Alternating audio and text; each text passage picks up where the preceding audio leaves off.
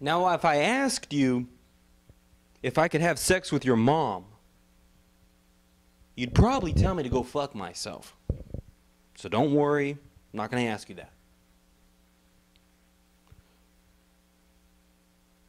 And if I asked you if I could put my big toe in your mashed potatoes before you ate them, you'd probably tell me to go fuck myself. So don't worry, I'm not going to ask you that either. Now, there's nothing we hate more as a modern civilized society, well-thinking, we can solve any problem society, is getting stuck in traffic. We figured out a way to put a man on the moon, but we can't figure out traffic. And there's no worse feeling than when you're coming up that on-ramp and you're in a good mood and you can finally see that you're fucked and you're stuck in traffic. There's no worse feeling. Because we're looking around, rubbernecking, and the only thing we're thinking is, how do I get out of this shit? How do I get out? And as that sits in, that we're stuck in traffic, it's starting to soak in, we start playing the blame game. If my stupid boss would not have kept me for 10 more minutes talking about the goddamn Xerox machine, I would have been here 10 minutes faster. If that stupid kid at McDonald's would have just given me my correct change, I would have been here 10 minutes earlier. Now, there's nothing you can do when you're stuck in traffic. You're fucked. It's kind of like watching your ex-wife walk out with all your shit, including your hopes and dreams. It's kind of like that. Because you can't do anything about it. She's gone. The bitch is gone. She took all your shit. You went onto the driveway, tried to pick up your shit. She ran it over.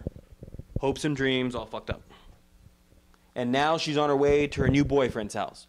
A short, fat, bald Filipino guy. Now, I don't have anything against Filipinos. I don't.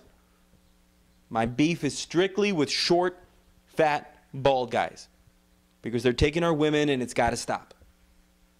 And fellas, if you're walking with your girl and you see a short, fat, bald guy coming your way, just grab her hand and hold it tight. Because he's coming to get her. There's nothing worse than if we're stuck in traffic and it's hot outside and our air conditioning doesn't work. Because we will start to sweat like a pig. The sweat is just coming down our back, and we're afraid for when it hits our ass. Because we know the smell is coming, and we can't do anything about it. We're stuck. I know it's our own ass, but it still smells. We don't like it. It smells like shit. And God forbid, our radio is out too. Well, now we're forced to listen to the music coming from the car next to us because we had to roll down our window. And it just so happens he's playing a song that we don't like. So we're thinking to ourselves, change the fucking song, motherfucker, change the song.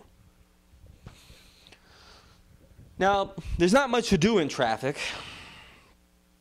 except play the freeway game. Now, we all know the freeway game because we've all played the freeway game. I don't have to explain the rules. You know them. The game is called, should I change to the next lane? I really think that lane is moving faster than my lane. I should probably change to that lane. And if we don't make a decision quick enough, guess what happens? The silver Jetta that was next to us is all of a sudden 6 cars up. And with everything going wrong in our lives, we think that should have been us. I should be where the silver Jetta is, not him. So we play by the rules, and we change to the next lane. And guess what happens? I'm not making this shit up. I'm telling you the truth. That lane starts moving faster than this lane. So not only are we not moving in traffic, somehow we figured out a way to go backwards. And with all the shit that we have to deal with everything going wrong in our lives, and the sweat and the smell from our sweat and the butt and our nose, with everything going wrong, on this day, the guy behind us, yeah, that guy, decides to meep meep honk at us. I don't know why he picked today. I don't know why, but he did. Meep meep. So we turn around and think to ourselves, really, fuckface, you're going to honk at us? Even if I move up, I'm still stuck in traffic. And as we turn around, we are thankful. We are thankful that we're not allowed to carry concealed weapons because we would shoot at him. We've never shot a gun before, and we don't really want to, but we would shoot in that direction. Now, the funny thing about traffic is that it has its own language. That's right. Traffic has its own language. Now, you all know this word. The only time you use this word is when you're stuck in traffic.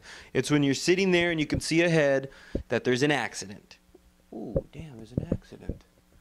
Oh, man. And we all think to ourselves, if these goddamn looky-loos weren't looking at this accident, we wouldn't be moving so slow.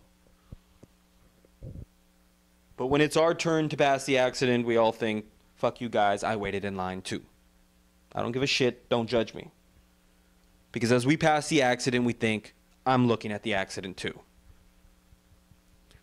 And if it's a real mangled up mess, just bodies everywhere, we start thinking to ourselves, with everything gone wrong in my life, including my wife taking all my shit, including my hopes and dreams, with everything going wrong, it could be worse. Because I could be that guy. I don't want to be that guy. I'm not saying anything about him. I don't want to be that guy. And God forbid that it's only a fender bender. Well, then traffic pisses us off one last time. Because we're thinking to ourselves, really? I waited in line for this shit? A fender bender? You guys owe me an accident. Thank you.